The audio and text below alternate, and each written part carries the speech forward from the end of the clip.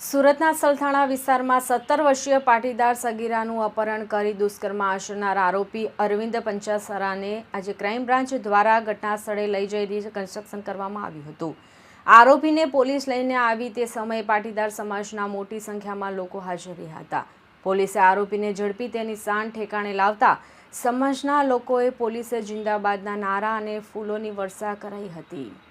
26 વર્ષીય આરોપી અરવિંદ પંચાસરા જે પોતે પરિણીત છે અને 2 સંતાનોનો પિતા છે, તેણે 17 વર્ષીય સગીરાને પ્રેમજાળમાં ફસાવી હતી। ત્યારબાદ તે સગીરાનું અપહરણ કરી ગયો હતો અને તેની પર દુષ્કર્મ ગુજાર્યું હતું। આ ઘટનાને પગલે સમગ્ર પાટીદાર સમાજમાં ભારે રોષ જોવા મળ્યો હતો। ગુનો આચરીને ફરાર થયેલા આરોપીને ઝડપી પાડવા માટે ક્રાઇમ બ્રાન્ચ દ્વારા સતત પ્રયત્નશીલ હતી। ટેકનિકલ સર્વેલન્સ અને હ્યુમન ઇન્ટેલિજન્સની મદદથી 38 દિવસની મહેનત બાદ આરોપીને દબોચી લેવામાં આવ્યો હતો। આજે 6 જાન્યુઆરીએ તેને સરથાણા વિસ્તારમાં જ્યાં તેણે ગુનો આચર્યો હતો ત્યાં પંચનામા અને તપાસની વિગતો ચકાસવા રિકન્સ્ટ્રક્શન માટે લાવવામાં આવ્યો હતો। જ્યારે પોલીસ આરોપીને લઈને ઘટના સ્થળે પહોંચી ત્યારે મોટી સંખ્યામાં પાટીદાર સમાજના યુવાનો અને સ્થાનિક અગ્રણીઓ એકઠા થઈ ગયા હતા।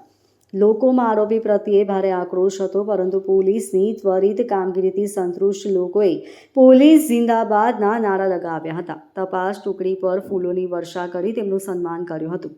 આરોપીને જાહેરમાં લાવી રિકન્સ્ટ્રક્શન કરતા લોકોમાં પોલીસ પ્રત્યેનો વિશ્વાસ વધ્યો હતો।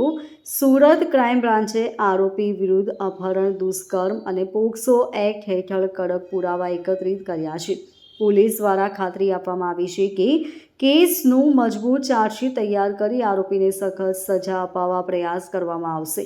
17 વર્ષની સગીરાનું અપહરણ કેસની અંદર આજે સુરત ક્રાઇમ બ્રાન્ચે રિકન્સ્ટ્રક્શન કર્યું હતું ને સૌ મોટી સંખ્યાની અંદર લોકો ઉમટી પડ્યા હતા જોવા માટે કે આ નરાધમનું જ્યારે સરઘસ કાઢ્યું છે, જ્યારે આ સમાજની વ્યવસ્થાને ખોરવવાવાળા આ સામાજિક જે દૂષણો છે, જે સમાજ આ નરાધમો જે છે એમને જાહેરમાં જ્યારે વરઘોડો સરઘસ કાઢતા હોય ત્યારે મોટી સંખ્યામાં લોકો ઉપસ્થિત રહ્યા હતા અને સુરત ક્રાઇમ બ્રાન્ચના કામગીરીને અમે વધાવીએ છીએ।